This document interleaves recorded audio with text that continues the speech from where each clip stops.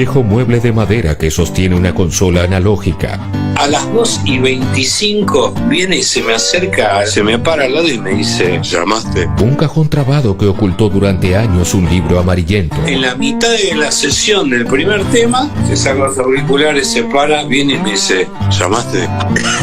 Estoy acá tocando con vos al lado del estudio, ¿cómo hago? Escritas entre el olor a celulosa en descomposición, ¿llamaste? surgen las anécdotas imprecisas sobre el rock and roll. Llegó todo que parecía ser lo que parecía fábrica de velitas. Con todo lleno de cosas y me dice: al fin llamaste.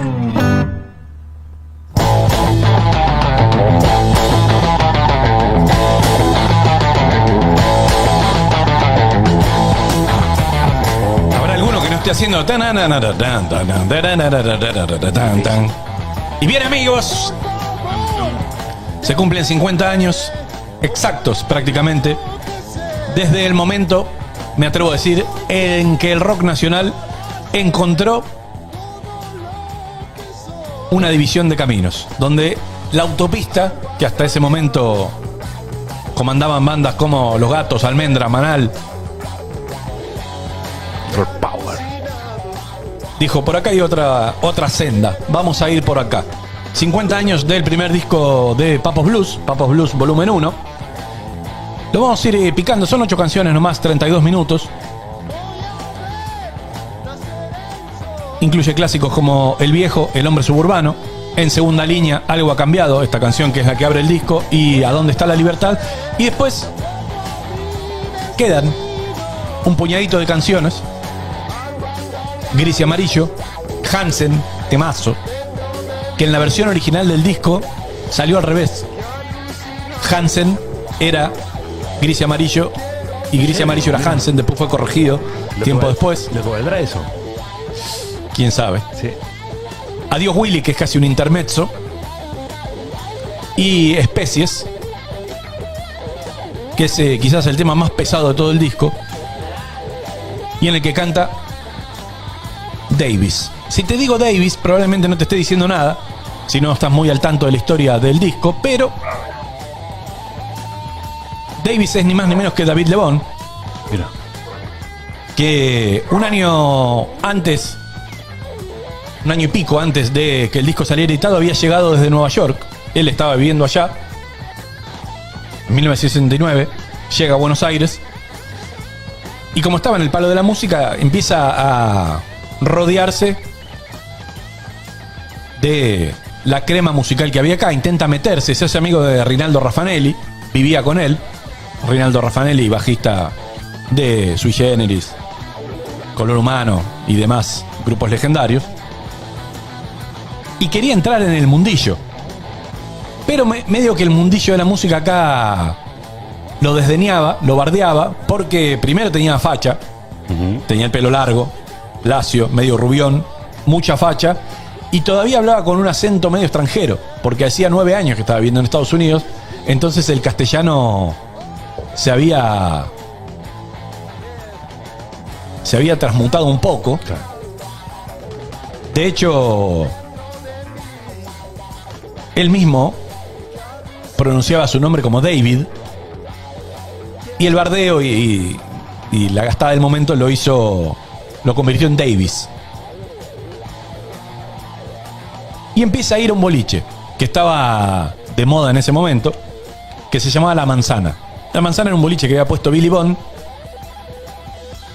después de que la cueva, la segunda cueva que había armado Billy Bond, tenía muchos problemas con la policía porque estaba ubicado en una zona medio picante. Entonces arma otro boliche que se llamaba La Manzana, que quedaba en Barrio Norte, que no era tan exitoso como la cueva, pero empezaba a curtirlo mucha gente vinculada al palo del rock, porque Billy Bond atraía a mucha gente. Sí, claro. Era como el gran centro donde giraban un montón de músicos que estaban empezando a endurecer el sonido. Ahí estaba Vitico, por ejemplo, que vivía dentro de La Manzana prácticamente. Héctor Stark, que había sido apadrinado por Papo para tocar. Tanto la cueva como La Manzana tenía una particularidad. Billy Bond no te dejaba tocar por más que vos fueras Jimi Hendrix si no eras habitué del lugar. Claro. Y si vos querías acceder a ese lugar, tenía que estar apadrinado por alguien. Los magios. Papo sabía que Héctor Stark sabía tocar muy bien la guitarra. Un señor guitarrista, Héctor Stark, después hizo Aquelarre. Claro. Un día le dice, lo encuentra en un bondi a Héctor Stark y le dice, boludo, yo sé quién sos vos. Papo a esta altura ya había grabado con Los Gatos, había estado en Los Abuelos de la Nada, en otro grupo que se llamó Conexión 5, pero con Los Gatos era el momento, ¿no? Terminó el último disco que llegó a grabar con Los Gatos, era Rock de la Mujer Perdida, donde pela de todas las maneras posibles. Papo era muy conocido ya, muy conocido, porque Los Gatos era la banda número 1 de ese momento, junto con Almendra, pero en otro par. La cuestión es que Papo se encuentra con Héctor Stark en un mundo y le dice, vos sos el boludo que no dejan tocar nunca, vamos a la cueva, yo te dejo tocar. Y se ponen a zapar y Héctor Stark pasa a ser habitué del coso, Sí. de la cueva. Cuando van a la manzana, Héctor Stark lo ve a David Lebón, sabía cómo tocaba David Lebón la guitarra porque habían zapado, le dijo, recordando lo que Papo había hecho por él, le dijo, vos vení, parate al lado del escenario, en la zapada de la noche, cuando yo estoy haciendo el solo, te tiro la guitarra y vos seguís. Hacen eso y Lebón pela y a todo el mundo se le cae la mandíbula, diciendo, ¿quién es? ¿Cómo puede tocar así este pibe? Porque tocaba como los dioses y encima empieza a cantar. Y cuando canta todo el mundo dice, este canta muy bien también. Es un monstruo este. Las minas derretidas porque alta facha Lebón. Sí. Y entonces ahí Lebón hace como su gran entré en el mundillo del rock de esa época. Termina en esa zapada, Billy Bond lo encara a Lebón y le dice, tengo un proyecto para proponerte. Necesito que toques el bajo. ¿Sabes tocar el bajo? Lebón le dice, sí, sé tocar el bajo. Tengo un proyecto para proponerte.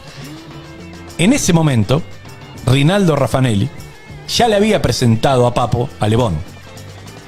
Papo, que había salido de Los Gatos por insistencia de Jorge Álvarez, que era uno de los capos del sello Mandioca, que estaba desapareciendo, junto con Puyó,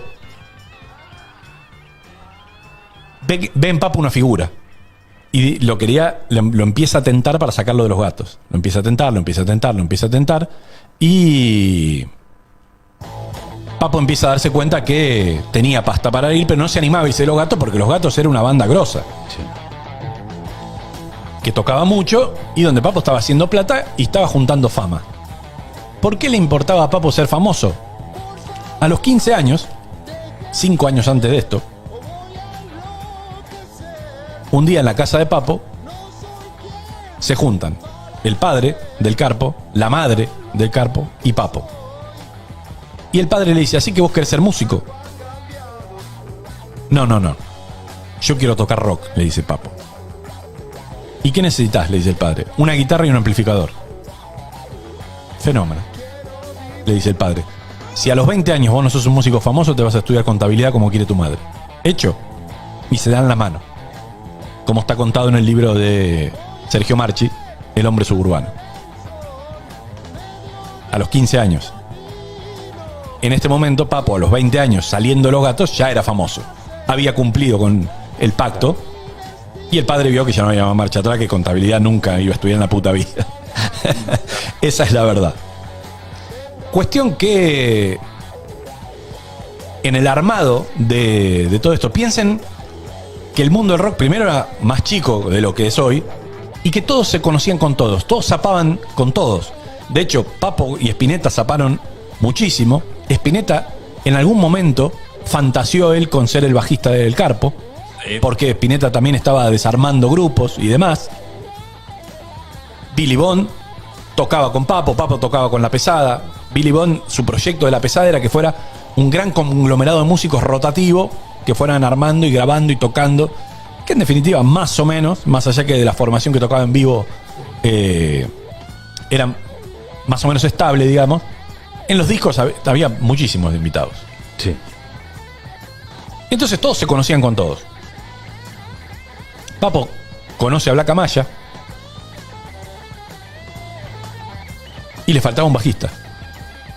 El candidato era Raffanelli, pero había un problema. Raffanelli tenía que hacer la colimba, tenía que ir al sorteo. Tanto Papo como Black Amaya zafan de la colimba en la revisión médica. Papo porque era asmático y Black Amaya porque tiró fruta en la entrevista que le hacían y lo dieron de baja. Pero Reinaldo Raffanelli no zafó. Tuvo que hacer la colimba y perdió su lugar de bajista en Papos Blues. Pero recomienda a este pibe, David Lebón, que acaba de llegar a Estados Unidos. Cuando Papo lo ve tocar en esa zapada, gracias a Héctor Stark, dice, es este chabón. Papo le dice a Black Amaya, ya está, este es el bajista. Lo encaran a David Lebón y dice, conseguite un bajo porque tenemos que tocar. David Lebón a su vez recuerda que había visto a Papo la primera vez en el Teatro Coliseo un domingo a la mañana, donde tocaban Almendra y Manal. Papo en algún momento casi fue el cuarto Manal, durante un tiempo en Mar del Plata, que la banda se instalaba a tocar en verano, sobre todo en la época de los carnavales, era un momento muy alto del rock. Las bandas tocaban muchísimo, como tocan las bandas de cumbia hoy. 20 minutos y a otro lado, 20 minutos y otro lado. Eso era el rock en Argentina. Hacían bastante plata, sobre todo en los carnavales que se pagaba muy bien la presencia de los grupos más importantes como Los Gatos, Manal y Almendra. Y también tocó Tanguito en un domingo a la mañana. Sí, impensado, rarísimo, ¿no? rarísimo. Imagínate hoy armar un show, no sé, con las 3 bandas del momento un domingo a la mañana. Pero el productor te dice, pero vos estás drogado. Sí, o arrancaron a las 8 de la noche del día anterior. No, porque el rock era temprano en ese momento y tocaban poco, eran cortos los shows. Sí. No eran shows largos, eran shows de 20, 25 minutos, porque el negocio era tocar muchas veces en la misma noche y durante el fin de semana. Claro. No era hacer un show en... El rock de multitudes vino después. En este momento el show era como un entremés en el baile. ¿Viste? Había una fiesta de carnaval en un club, bueno, toca Papo Blue, toca Almendra, toca Manal y después nos ponemos a bailar, a joder. Esa era la posta. Lebón ve a Papo tocando con Manal y también ve tocar a Manal y ve tocar a Almendra y dice, ahí me di cuenta que estaba viendo a los Beatles y a los Rolling Stones. Dice, ahí fue donde decidí quedarme en Argentina, porque él estaba deseoso de volver a Estados Unidos, porque dice, acá no va a pasar nada, y encima me bardean por cómo hablo, me cambian el nombre y me joden porque soy rubiecito. Manal lo invita a tocar a Papo y cuando lo veo tocar con Gavis me parte la cabeza, dice Lebón. Y Papo, que ya tenía un largo historial de poner apodos, a David Lebón le pone Colonio de apodo. Porque había un perfume, una colonia que se llamaba Devon. Entonces por deformación le pone Colonio. Una demencia que en el libro está... Hay varios apodos que surgen de deformaciones. Se ve que a Papo le gustaba mucho deformar las palabras. Asociación libre. Sí, asociaciones libres entre una palabra y otra. Iba pasando por ahí. Empiezan a ensayar entonces en la casa de Papo, en Artigas. Mientras Reinaldo Raffanelli se iba a hacer la colimba. Y David se va a vivir a la casa de Papo. Cuenta Lebón, dice, para mí Papo fue como un hermano mayor, siempre me cuidaba y como yo era más pendejo no me llevaba a todos lados. Me decía que me quedara a practicar con el bajo porque ellos iban a un lugar medio raro. Me acuerdo que una noche cayó Spinetta con unas minas que creo que eran tailandesas y a mí me dijeron, vos te quedás. Piensen que estamos hablando, Papo 20 años, Lebón más chico, un Spinetta más o menos de la misma edad. Todos no era que vivían en comunidad, pero era una comunidad. Billy Bond tiene la idea de armar este supergrupo que se terminó llamando La Pesada, en el que participa Papo también. Y La Pesada y Papos Blues serían los encargados de endurecer el sonido de lo que había en Argentina en ese momento y llevarlo a un lugar más cercano a lo que estaba pasando en Inglaterra con Black Sabbath, con Deep Purple y con Led Zeppelin. En cuanto a la dureza del sonido, sí, no a la construcción de la música. Aunque si escuchás algunos pasajes de Papos Blues Volumen 1, que es del año 71, no está tan lejos de lo que hacía Sabbath en Masters of Reality, que es del mismo año. Sí. O sea, piensen que Black Sabbath había arrancado un año antes. 1970 es el disco debut de Black Sabbath. 71 Papos Blues. O sea, el rock argentino estaba pegadito y eso sucedía en parte porque venían muchos discos a través de azafatas. La crema del rock argentino le compraba discos a las azafatas. Y las azafatas hacían un billete. Decía, tráeme los discos que salgan. Las azafatas, en los viajes que hacían, traían discos y se los daban a los músicos, que así estaban actualizados con lo que sucedía en Estados Unidos y en Inglaterra mayormente. Porque las compañías discográficas acá eran medio jeropas en cuanto a lo que editaban. Tanto es así que algunos músicos del momento terminan de novios con azafatas, de tanto verse. Bueno. El trío debuta formalmente 15 de septiembre de 1970 en un show en el Teatro Porredón en Flores. Arranca el show con algunos inconvenientes de sonido y de pronto la batería deja de sonar. Lebón y Papo miran para atrás y ven que Black Amaya estaba desmayado en el piso. Cuenta Black Amaya en el libro, dice, para ese día yo me había puesto un chaleco de cuero y unas muñequeras bastante ajustadas. Cuando empecé a tocar, los brazos se me hincharon por las muñequeras y se me cortó la circulación. Y me fui al suelo. Tranco.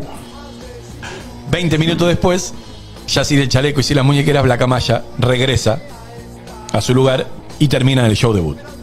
Hacen algunos shows también más pequeños y tocan en Barrock, la primera edición del Barrock, famoso festival de los años 70. Alfredo Rosso recuerda que tocan a las 3 de la tarde con un calor infernal. Lo que más recuerdo es la polenta que tenían, dice Rosso, y tocaron una versión de Can You See Me de Jimi Hendrix, cosa que a Papo le fascinaba a Hendrix, a tal punto de haberse pasado días encerrado en su habitación en la calle Artigas que tenía arriba, escuchando a Hendrix y sacándole los shakes. Almendra cerró el festival esa noche. En diciembre del 70 viene a tocar a la Argentina una banda que se llamaba The Foundations, una banda que había tenido un cuarto de hora con un par de hits, pero que ya estaba dando las hurras. Pero Papos Blues es el elegido para abrir. Y si ustedes tuvieron alguna vez el vinilo de Papos Blues 1 o el CD, en la contratapa había un escrito de Jorge Álvarez, que era casi el manager, donde cuenta que el productor y el manager de The Foundations, un tal Barry, le dice que desde que vio a Eric Clapton y a Jimi Hendrix, ningún guitarrista lo había emocionado tanto como Papo. Un tipo que venía de la cuestión internacional. Siempre estaba hasta el día que se murió, esta cosa de que Papo en Inglaterra hubiera sido Clapton. De hecho, él se va a intentar eso y no sucede. Pero esa historia la vamos a contar otro día, quizás mañana. La cuestión que en ese show se desmaya Papo. Cae seco en un momento. Nadie entendía lo que pasaba, dice Lebón. Y justo ese show habían ido a verlo toda la familia del Carpo, los padres, la madre, las hermanas y algunos primos, que justo uno era médico. Papo estaba mal y en un momento se tiene que ir atrás del escenario y empieza a vomitar y vomita con sangre. Porque él tenía una úlcera y se le rompe la úlcera. Entonces, uno de los primos, que era médico, le dice, te tenés que internar. Ya está jodido. Está complicado. Claro. Papo, bueno, va al hospital. Lo internan en el hospital de Ramos Mejía primero. Y después lo llevan a una clínica en Remedios de Escalada. La situación era bastante grave, digamos, una úlcera rota, era complicado en el estómago. Pero Papo sale de la clínica y dice, me tengo que operar, pero primero vamos a grabar el disco. Un disco que no le llevó mucho tiempo grabar porque grababan relativamente rápido, se grababa zapando y en vivo, digamos, y después había algunos overdubs, sobre todo de voz y alguna cosita más. Y además Papo creía que así las canciones eran más frescas, que sí estaban súper, hiper ensayadas y terminadas antes de entrar a grabar. Billy Bond fue como una especie de manager de producción, digamos, el encargado, lo que hoy sería un road manager, ponele, claro, encargado de que todo estuviera funcionando. Iban a grabar en los estudios SICA Americana, pero el estudio estaba ocupado, así que terminan grabando en Fonal, cuenta David Lebón, Un estudio que tenía 4 canales, nada más. 4 canales hoy no usa nadie ni para hacer un demo, creo. Nadie, no. En las compu, no. Claro, Tenés más. en las compu tenés infinitos. Claro. Lo que te dé el RAM para procesar eso. Quería decir Claro. una cosa que Sí. me quedé pensando, que además en el repertorio ese inicial, es verdad, estaba lo de Can You See Me de Jimi Hendrix y, por ejemplo, hacían todo el día, me pregunto, de Manal. Sí. Es muy loco porque él da un salto al vacío cuando el rock argentino se estaba empezando a consolidar y dudan si presentarse con el nombre de Papos Blues, porque había otros nombres, Especies, que era una de las Sí. canciones que termina siendo parte, o Los Rancheros, y el tipo, la conciencia de decir, bueno, yo me la voy a jugar y voy a hacer uno de los nombres del rock, digamos, ¿no? Y no se sabía todavía qué iba a suceder con nuestro rock. Eso me parece muy, muy interesante mirarlo desde hoy. Sí. De hecho, Papo no estaba convencido de que su banda No. tenía que llevar el nombre. No. Pero por insistencia de Jorge Álvarez, le dice, ponele Papo, Papos Blues, pongámosle. Hay una anécdota muy divertida en el libro, de un show de los gatos que dan en Teatro Ópera. La revista Gente hace una crónica y a Papo, en vez de ponerle Papo, le ponen Papop. Papop, sí. Una de las P la corren detrás de la O y toda la nota hablando de Papop. Es muy raro. Era muy raro lo que pasaba. Y cómo los grandes medios veían al rock. De Claro, hecho, ¿cómo se acercaban? ¿De qué manera se acercaban al rock? Eso era muy divertido. eran críticas bastante mordaces, desde arriba de un pony, moral y Sí, y mandaban a gente que mandaban, tenía ni idea. no había cronistas especializados. No, nada, no. tenían ni idea. No, por supuesto que no, menos en la revista Gente. El mito, que quizás en un rato podamos desentrañar, dice que Black Amaya no tenía batería para grabar ese día y que un músico uruguayo llamado Willy Cáceres le prestó la suya que estaba detonada y que por eso la banda graba acá este intermezzo que vamos a escuchar ahora de fondo, que se llama Adiós Willy. Javier Martínez cuenta otra cosa. Javier Martínez dice que no. Dice, yo tengo el honor de decir que la batería que suena en el primer disco de Papos Blues es una Ludwig Super Classic mía, que yo les presté. Era una época en la que todos nos dábamos una mano y yo lo quería mucho a Papo. No es como ahora que parece que el mundo tuviera un solo habitante, yo. Claro. El día anterior a la grabación fui a la casa de Papo y vi que Black no tenía una batería para grabar. Entonces le dije que se quedaran tranquilos, que iban a contar con mi Ludwig y con mi Siljan, los platos, ¿no? Claro. Papo tocó todo el disco con una Fender Stratocaster blanca y un Marshall que puso un volumen demencial. En realidad todos tocaron al mango, recuerda Javier Martínez, y casi reventaron el estudio. Papos Blues aparece en los primeros meses de 1971 y abren una dimensión nueva. Más allá de este pequeño intermezzo que es tranquilito, el disco tenía otras cosas más pesadas. Y todo el mundo empieza a darse cuenta y dice, pero este es el mismo Papo que tocaba en Los Gatos. ¿Qué Papo en Los Gatos tenía un lugar importante, sobre todo en los shows en vivo? Los solos eran creativos, pirotécnicos. Era un tipo que llamaba la atención dentro de la estructura de Los Gatos, que eran todos monstruos, ¿no? Lito Nevia, Ciro Fogliata, Alfredo Todd, eran todos, era la banda de ese momento. Pero aún así Papo tenía su lugar. Pero en Papos Blues hay otra dimensión completamente distinta. De hecho, si vos escuchás Algo ha cambiado, el tema que abre el disco, y comparás con otros temas que abren disco de 1971, de cualquier lugar del mundo, está al nivel. En sonido, en ejecución. Por ahí no en grabación porque se grabó en 4 canales y con poca guita. Sí. Pero eso era una cuestión de plata.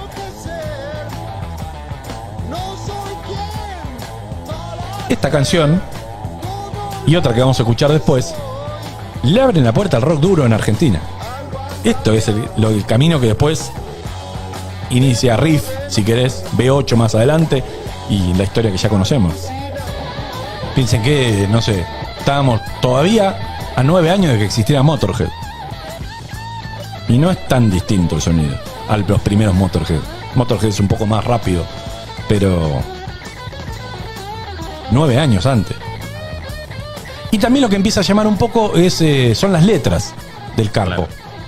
una cuestión que no escapaba mucho de lo que hablaba el rock en ese entonces, de la vida de la ciudad. Piense que eminentemente era un movimiento citadino el rock, ¿no?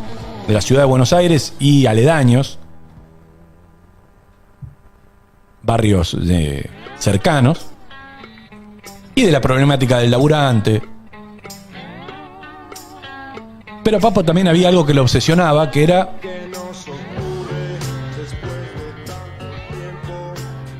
lo que le pasaba en la cabeza, ¿no? Esta cosa de estar pensando todo el tiempo a dónde me lleva la vida, cómo voy a ser cuando sea grande, por qué no puedo dejar de pensar ciertas cosas. Y eso lo empieza a volcar en la letra.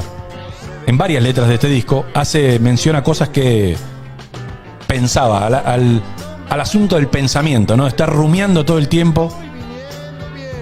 Una cuestión casi existencialista, escrita con una pluma muchísimo más tosca, si se quiere, que la de Spinetta y que la de Lito Nebbia. Claro, mucho más directa y no tan metafísica. Exactamente, ¿no? exactamente. Más de trazo grueso, pero no por eso menos real, menos vívida. No, claro.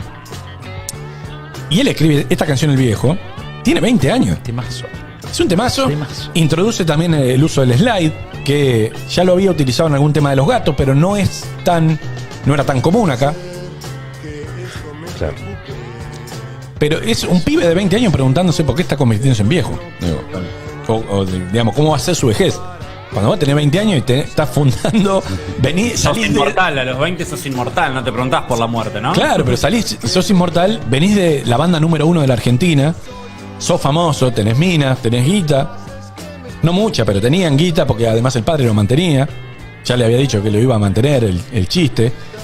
Vivía tocando la viola. O sea, no tenía ningún motivo para ponerse en existencialista y decir, ¿qué va a pasar cuando me mire al espejo y vea que soy viejo?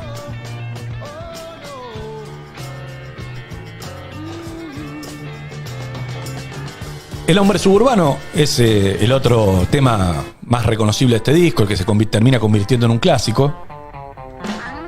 Y cuenta la anécdota que la famosa línea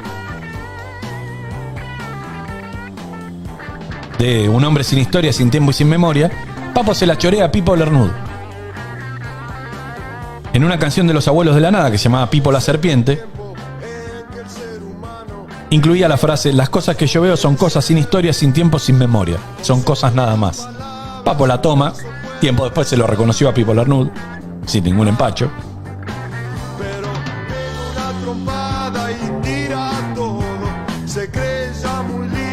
Y acá también sobrevuela la misma idea que tiempo después estaría en Sucio y Desprolijo, ¿no? ¿Cómo me ven los demás? Total. Sí. ¿Cómo nos ven a nosotros, a esta generación de rockeros, donde todo el tiempo nos están diciendo que lo que hacemos está mal, que somos unos mugrientos, hippies, roñosos, sin futuro? Lo cual también habla de que esa generación estaba atenta a lo que pasaba alrededor y a lo que dijeran de ellos, ¿no? Esa pregunta de, ¿será que tienen razón? Y la duda de, ¿podremos vivir de esto? Algo que, salvo Lito Nebbia y Spinetta, pero no en ese momento, ninguno tenía muy asegurado. Después muchos terminaron viviendo del rock, pero en ese momento no lo sabían. Digo, era más la aventura de tocar y vivir por la música, más que de la música. Digo, cuando él pone un hombre sin historia, sin tiempo y sin memoria. O sea, no hay mucho vuelo poético, pero es alucinante lo que estás diciendo ahí. Sí. ¿Entendés? Como súper directo y preguntándose esas cosas, incluyendo esas cosas a esa edad. Me parece genial. Sí. Y después el último tema, que es otro de los más conocidos del disco, es ¿A dónde está la libertad?, que tiene una letra casi profética. Recordemos que año 71... Argentina estaba gobernada por militares y en ese momento el clima era espeso, sobre todo con la gente que estaba en el rock. La policía lo llevaba todo el tiempo por el tener hecho de pelo largo, pero estaba bastante lejos de la violencia que iba a venir a partir de 1976, ¿no?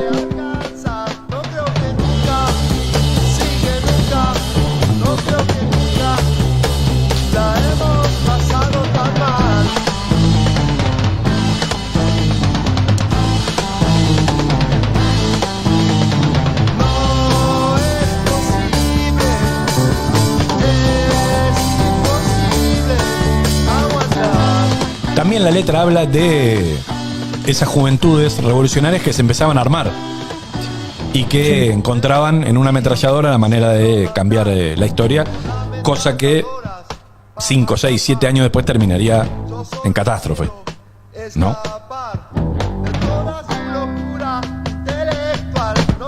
Papos Blues sonaba como una banda stoner, dicen acá. Bueno, sí. Claro. Si el stoner encuentra su punto de partida en Black Sabbath, y bueno, sí, Papo estaba ahí.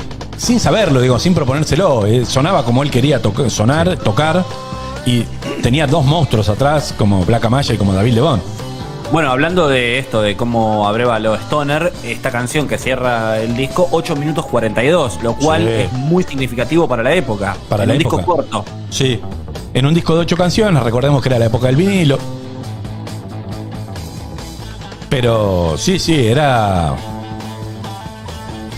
una época también donde había ciertas libertades. Los Gatos hacían temas largos, sobre todo en vivo, zapadas eternas. Era una época de la zapada, ¿no? Tanto acá como en el mundo. Era lo que estaba pasando y hacia donde el mundo iba también, ¿no? A endurecer un poco los sonidos que venían del final de los 60. Piensen que la década del 60 es más inocente en un punto y sonoramente es mucho más mansita que lo que fueron los 70. Quizás también políticamente todo se estaba endureciendo en el mundo. Exacto. La guerra de Vietnam. Se perdía un poco la ingenuidad, ¿no? Sí, Eso ya no había parece. más ingenuidad. Los Stones empiezan a sonar más duros. Los propios Beatles suenan más duros los últimos discos que los primeros discos de los Beatles. Ya no eran tan inocentes. Sí. La aparición de Black Sabbath, de Led Zeppelin, de Deep Purple y, digamos, todo el rock británico.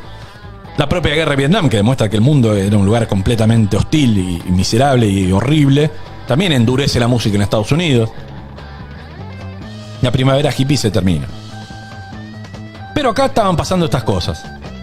La foto de tapa es una gran tapa para mí. Una maravilla. Sí, una Una de las- maravilla. para mí es una de las mejores tapas de la historia del rock nacional. Maravilla. Te preguntaría lo que vas a decir, me imagino. ¿De dónde sale la foto? El protagonista obviamente es Papo, con unos anteojos puestos. El niño no se sabe quién es. No sé, te iba a No. preguntar por el niño, justamente. No sé quién es. No, por lo menos yo no encontré el nombre. Y está sacada en el año 69 en la quinta de Ever Lobato, que era el marido de Nélida Lobato. Y era una quinta a donde los Gatos iban a ensayar. Cuenta la anécdota y el mito que un día los Gatos estaban ahí y aparece Nélida Lobato en malla, que es como si hoy te digo que aparece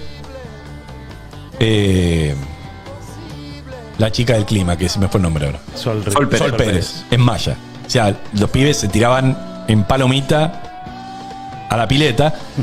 Alfredo Todd, que era parte de los Gatos, no recuerda que hubiera aparecido Nélida Lobato, pero el mito dice que sí, y que todos se volvieron locos. Esa quinta tenía una plantación de choclos, y adentro de esa plantación de choclos, Papo se mete a babucha con el pibe a babucha, y se sacan esta foto como señalando al horizonte. Tapón, total. Gran tapa. En la contratapa hay una foto medio difusa, que según dice la leyenda, fue tomada en el show de Papos Blues en Expo Show. Y que es el show este donde tocó The Foundation. Y después hay otras dos fotos grupales. Una donde Papo y Black tienen el pelo medio corto y David Lebón tiene las mechas largas. Black cuenta que estaban con el pelo corto porque habían ido a la revisación de la colimba. Entonces tenían que ir con el pelo medio corto. El disco sale y empieza a moverse despacio. No tiene grandes reviews. Y Papo se va a Inglaterra. Ese capítulo lo vamos a contar mañana porque es muy divertido. Es muy divertido. Y para no extendernos tanto, me parece que vale la pena contarlo en detalle mañana. No sé si vos, Cuchi, quieres agregar algo. No, me parece, y estaba pensando que por ahí parece natural, pero ellos, digamos, un trío de músicos espectaculares. Obviamente la calidad de guitarrista de Papo es total. De hecho, mientras hablabas, escuchaba como ese cuelgue, esa zapada que todavía no se llamaba justamente como un cuelgue, que después vendrá con un montón de música que vamos a escuchar.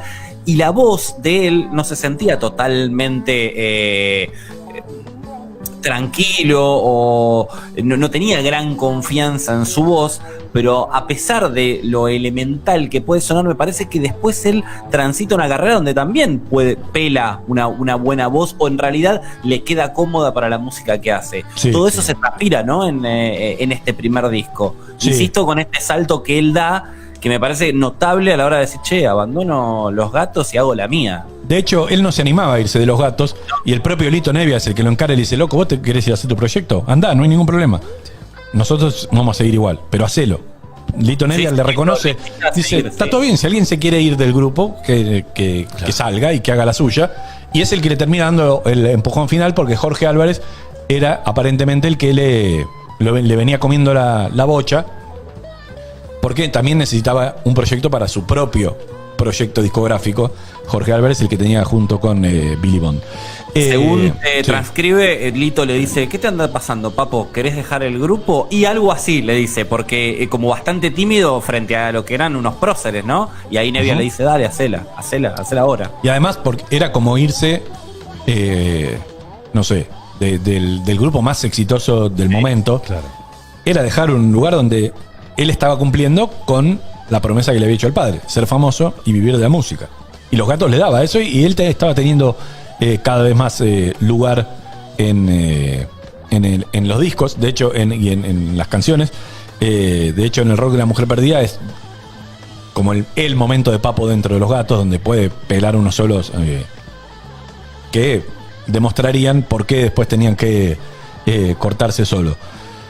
Él se va a Inglaterra. Dejamos eso en suspenso, y un día en Inglaterra recibe un telegrama que dice: Papos Blues número 1 en Argentina, Teatro Metro, 3 fechas. ¿Te venís? Y ahí Papo emprende el regreso.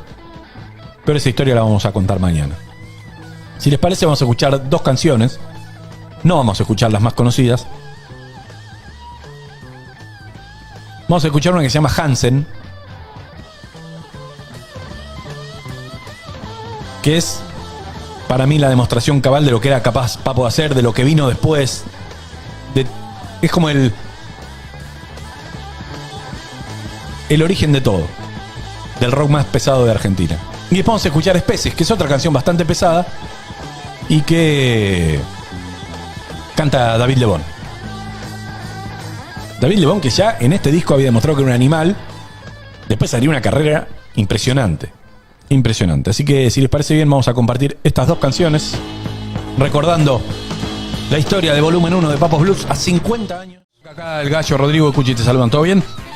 Hola, ¿qué tal, chicos? ¿Qué hace, Gallo? Bien, acá andamos, en mi casa. Así estaba escuchando los solos de Carpo. Ya a los 20 años tocaba así, mirá qué loco. ¿Y qué te viene a la mente cuando escuchás estas canciones? ¿Qué recuerdos? Y bueno, me hubiera gustado de que se hubiera remasterizado mejor, ¿viste? Porque nunca se dio mucha bolita, porque así grababa y después Claro. me dejaba los discos ahí, ¿viste? No me importaba. Pero lo que me recuerda es que, bueno, ¿viste? Que éramos pibes de 20 años, nos conocíamos ya de los 18, 19, y David era un pendejillo, tenía 18. Claro. 17 para 18. Y bueno, lo que me recuerda era que era también mi primer disco, ¿viste? Yo estaba contento, ¿viste? También por ese lado. Y bueno, lo que está bueno, ¿viste? Es que nos enganchamos bien, ¿viste? La verdad que fue como siempre lo digo, ¿viste? Papo, mostraba siempre la parte 1, parte 2, y después, ¿viste? Bueno, zapaba y después volvíamos medio mirándonos con el cabezazo típico y terminaba el tema, ¿viste? Era siempre, ¿viste? Así, había una parte que se arreglaba para arrancar. Claro. Y por eso que los temas eran más largos. Y nos llevábamos bien, ¿viste? La verdad que nos llevábamos bárbaro, porque ¿viste? En la batería,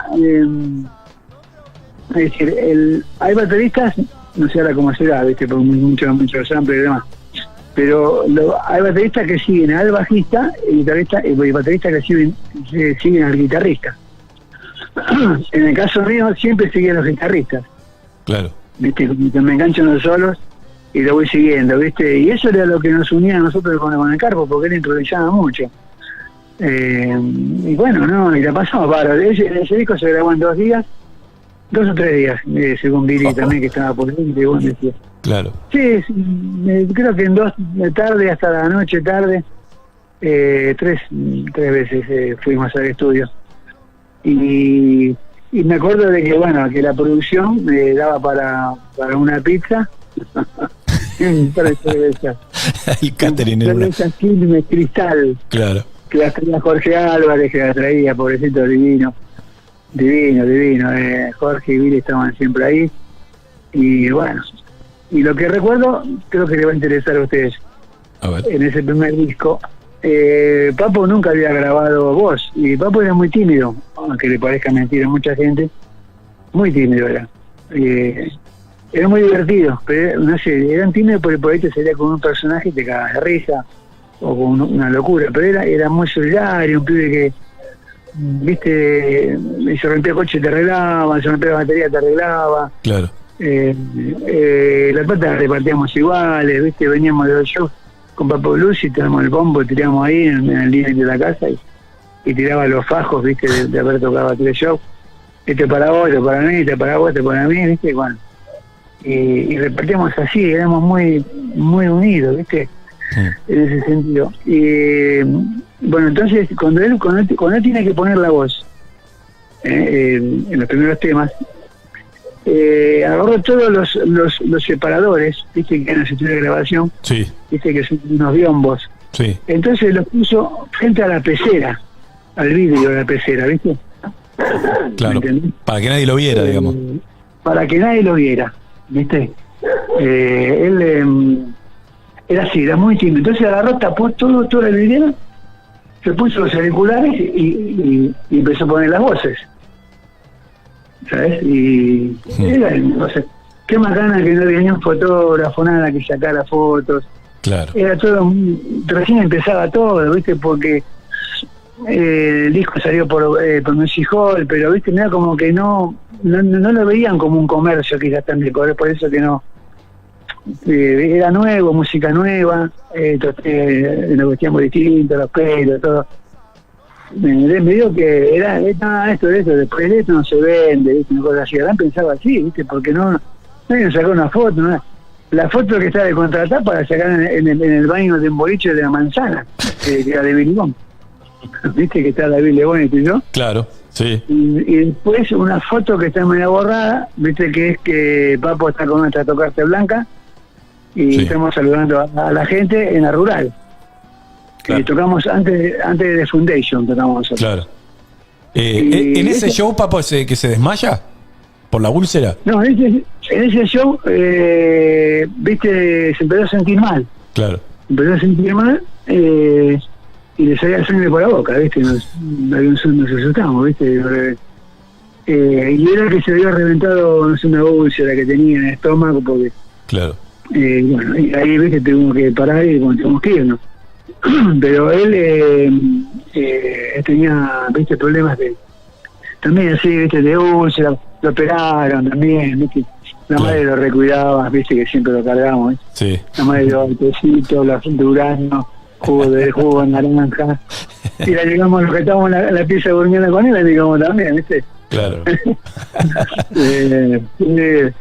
Y esas cosas, viste, son los que nos hicieron amigos también, viste, qué sé yo, a veces... Claro. Viste, cuando hacen notas sobre el Carpo, viste, como yo estoy lejos, van gente, hablan por Papo, pero no fueron amigos, viste. Los únicos amigos que tuvo así en el rock que lo lloramos muchísimo fue Vitico, viste. Claro. Porque Vitico en Rip también, viste, qué sé yo, era muy amigos, viste. Y Vitico también, conmigo también, porque Papo me llevaba a la calle Vitico, apenas lo conocimos en el 70, 69, 70, yo lo conocí a Vitico, y nos llevaba, Papo pasaba por casa con el coche del padre, y íbamos a la calle Vitico, que vivía en Barrio Norte, porque había llegado el último disco de Humble Pie, o el de Grand Funk, entonces íbamos ahí estamos con Vitico. Claro. Y estaban muy actualizados también con el sonido, con lo que estaba pasando afuera. Ustedes, cuando grabaron Papo Blues 1, ¿se daban cuenta que que estaban endureciendo el sonido del rock argentino? No, yo no me daba cuenta porque estaba alucinado que estaba grabando, ¿viste? Claro. Pero Papo quizás estaba más informado, porque a él le gustaba mucho el blues, ¿viste? Él se hizo adicto al blues, más que nada también cuando conoció a Ciro Fogliatta en Los Gatos. Claro. Pero sí, le gustaba mucho Cream a Papo. Un día estamos en una esquina, en la casa de volviendo, ¿viste? Imagínate, con 20 y pico de años. Claro. Me dice, si vos tenés que armar una banda, ¿quién te gustaría ser a vos? Y yo digo, mira, a mí me gusta los Fleetwood Mac. Y a vos, a mí Cream. Claro, en ese momento era el Fleetwood Mac de Peter Green, no otra influencia de Papo. Sí, grandioso, la mejor época. Y a mí me gusta el batero porque el batero te mataba. Claro. Hablando de batería, ¿el disco con qué batería la grabás? ¿Con una que te presta Javier Martínez o con la que te presta Willy? Willy. Viste, yo no sé si la vejez le pasa a los muchachos que yo les digo antes, porque Javier cuenta una historia de que me prestó la batería. A mí me la prestó para otra cosa. El que me prestó la batería fue Willy Cáceres, que era el músico uruguayo. Claro. El petiso que el tema Adiós Willy se lo dedicó a él, entonces que toca el piano. Sí. Que ese tema iba a ser instrumental, es decir, es instrumental, pero iba a tocar el piano solo. Entonces yo agarré, como estaba los micrófonos abiertos, y yo le puse la batería, y Papo me hacía seña que no, ¿viste? Yo la quería tocar. Y quedó grabada la batería. Claro. Mirá la confianza que teníamos ahí, ¿no? Porque como era él también, que no se enojó ni nada, ¿viste? Sí. Y ese tema era para Willy, que no le prestaba la batería. Y cuánta libertad para experimentar, ¿no? Porque vos decías, no estábamos atentos al negocio, al marketing, y estas cosas por ahí hoy son impensadas, digo, grabar esto, arrojarse medio al vacío. Sí, no, lo que pasa es de que nosotros, la palabra, viste, zapada estaba muy en boga, viste, vamos a zapar, ¿cómo zapamos? Ayer contaban términos, y era tocar, viste, es verdad, aparte de verdad, tocamos 2, 3 horas, viste, 4, y porque se acostumbraba mucho a tocar, era lo único que habíamos descubierto que se podía pasarla bien tocando, viste, y todo el mundo se, digamos, zapaba, viste, es decir, había temas largos, con Pescado también, viste, los temas que componíamos para Pescado, con Luis, que lo componía precisamente, viste, eran temas de 6-8 minutos, viste, y después claro, los solos eran interminables, pero se zapaba mucho, se improvisaba, entonces, pero lo que pasa es que también sirve mucho David en el bajo, viste, porque David venía a Estados Unidos y ella tocaba batería, tocaba viola, bajo, cantaba, porque en la manzana de Billy Bond, que estaba a la vuelta de la Comanchería 17, viste, ahí había zapadas y ahí, viste, bueno, mira como que se armó un poco también el trío Papo Blues con Raffanelli. Claro. Entonces cuando viene un día para el boliche Papo con la noticia, che, dice, tenemos que grabar para tal fecha, para marzo, no sé qué. Y Rino dice, no, yo no puedo, dice, porque yo entro a la colimba. Raffanelli. Sí, claro. Él entraba a la colimba. Y entonces, bueno, y me dice, pero tengo un amigo que vive en la azotea de mi casa, en una casita que mi papá guarda las herramientas, que era mecánico, el papá de Rino. Dice, hay un pibe que se llama Davis y toca el bajo, canta bien, entonces el tipo estuvo en Estados Unidos, viste, el padre lo llevó de muy chiquito y apareció ahora con 17 años. Y bueno, cuando nos conocimos, era re tímido David. Claro. El que le presta la guitarra en las zapadas que hacían, que le hacíamos todo, que hacían todos los violeros que se prestaban la viola, fue Héctor Starr. Claro. Y le pidió permiso a Papo, che, dejaba tocar a este pibe que toca bien. Y así lo conocí, ¿sabes? Cuando el Papo lo vio, ¿viste? ¿Sabes qué dijo? ¿No? ¿Y vos tocás abajo? Sí, acá, adentro. Adentro. Adentro, y era perfecto. ¿Y vos cuándo lo conociste a Papo? ¿Cómo se conocieron? Yo lo conocí a Papo cuando a los 17 años mi papá me compró la REC, busco en el diario un anuncio y estaban grupo de rock busca baterista. Y fui, ¿viste? Al barrio Matadero. Ahí está Héctor Starr, en Las Piedras. Claro. Y hicimos 2 ensayos y me lleva a la casa. Vení que te voy a presentar la casa de un músico amigo. Que hacían un rock medio Stone ustedes, ¿no? Todo Stone. Claro. Hacíamos los covers así, ¿viste? De los Stone, porque aparte éramos Las Piedras. Claro. Obvio. Entonces, yo no entendía nada, yo quería tocar, qué sé yo, ¿cómo te decís? Entonces, bueno, fuimos con Héctor me llevo a la casa de Papo en Artigas y Camarones en una tarde, y entonces tocamos el timbre ahí, y sale Papo con un pijama. Papo se vestía siempre con los pijamas del padre, los pullovers del padre, las medias, los calcetines del padre, de bufanda, camisas así para estar en la casa. Se vestía siempre con las cosas del padre. Entonces sale así con pijama raya, ¿viste? De viejo, de abuelo, y los pibos todos revueltos, y dice, pasen. No, estoy jodido, me dice, yo estoy en la cama, dice, pero pasen a fondo que están los muchachos allá. Y entonces, bueno, en el fondo estaban los abuelos de Manada. Claro. Estaba Pomo, Miguel Abuelo, el chico que toca el teclado, y otro más que no me acuerdo el nombre. Y entonces le dice, vos sabés que es el negro, a mí me decían Cacho, ¿viste? Claro. Ese es un negro Cacho, ¿viste? Después me puso Cacho Chacarita, Papo me encargaba así. Y entonces, bueno, hablamos ahí un rato, qué bueno, sí, qué bien, che, bueno, me felicito, qué bueno esto que tenés la banda. Esto estaba re contento de estar. Entonces, bueno, se va a la cama y, bueno, vamos al fondo y estaban todo esto con una lana, los celos que tenían. Nosotros con el Héctor éramos nene de mamá con pelo cortito, no nos dejaban tener pelo largo, ¿viste? Claro. Y estaban allá con las lanas, el pomo, ya, nos dieron poca bola. El único tipo que nos saludó fue Miguel Abuelo. Se levantó, saludó al otro, nos miraba con cara de, ¿viste? ¿Quiénes son? Salame. Eran así antes. Antes te mirabas así, ¿viste? Claro. Y Papo también ponía cara de malo. Todos poníamos cara de malo en la foto, ¿viste? Y así lo conocía a Papo. Después, bueno, ¿viste? Llegó temporada, él entra en Los Gatos. Y nosotros fuimos a tocar a la cueva de Viribón, acompañamos ahí a Mori, a todos. Mori y todos los que iban. Ahí a Zapar, acompañamos a Héctor, el Pasto en bajo, y yo batería. Entonces, el DJ que iba ahí, Mario, aquí en un boliche, cerca de ahí en Mar del Plata, frente al mar, cerca del monumento, del edificio, ¿sabes? El edificio que había antes alto, que decía Habana, arriba de todo. Sí. Bueno, ahí nosotros lo miramos del boliche, dormíamos en el boliche y todos dormimos ahí y todo, era un desastre. Y ahí tuvimos como mes y medio, y ahí entonces, bueno, los Gatos van a tocar en boliche en una discoteca de puta madre, de la gente. Y acá a nosotros nos venían a ver amiga Héctor y con lo que tocamos, que era un cuarteto. Bueno, que éramos los músicos de Las Piedras. Venían a vernos 40 personas, ¿viste? 50 o 30, no veíamos mucha gente. Y un día se apareció Papo, ahí estábamos tocando, con Enrique Angelosi, que era el plomo de él.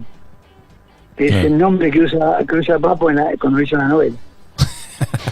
Enrique Angelosi, que era mecánico. Claro. Y entonces, bueno, ahí nos escuchó zapar y todo, y él nos miró y todo, y agarra, viene y me dice, me dice, cuando vamos a Buenos Aires, ahora cuando termina la temporada, quiero grabar un disco, porque grabamos en marzo, no sé, creo. Claro. Y dice, quiero que toques vos la batería. Yo no podía creer. Ahora digo a mis viejos, viste que yo quería hacer esto. Claro. ¿Querés que le cura? Le decía. Y como te conocí. Y graban el disco y Papo se va a Inglaterra. Y vos y Lebón, ¿en qué quedan? Bueno, Lebón se va con él, pero vos te quedás en Buenos Aires.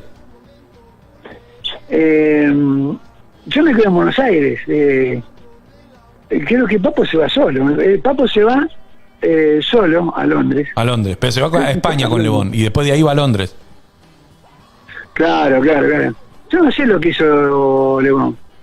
Pero yo me acuerdo de él que cuando él se fue porque es amigo de Steve, que es bajista de Foundation. Y Steve le invitó que vaya para la casa de en Londres. Y yo le digo, bueno, Carpo, cuando le digo, trae una camperita, decía allá, a veces es inglesa que hay. Y entonces, bueno. y viste, agarró, se va acá. Y entonces nos quedamos, yo me quedé parado. Y entonces, yo me acuerdo que una zapada de que habíamos hecho que hizo Papo un domingo, que me llamó a la casa de Paternal, que había hecho caída en el Paternal. Me dice, vamos a zapar que viene el flaco.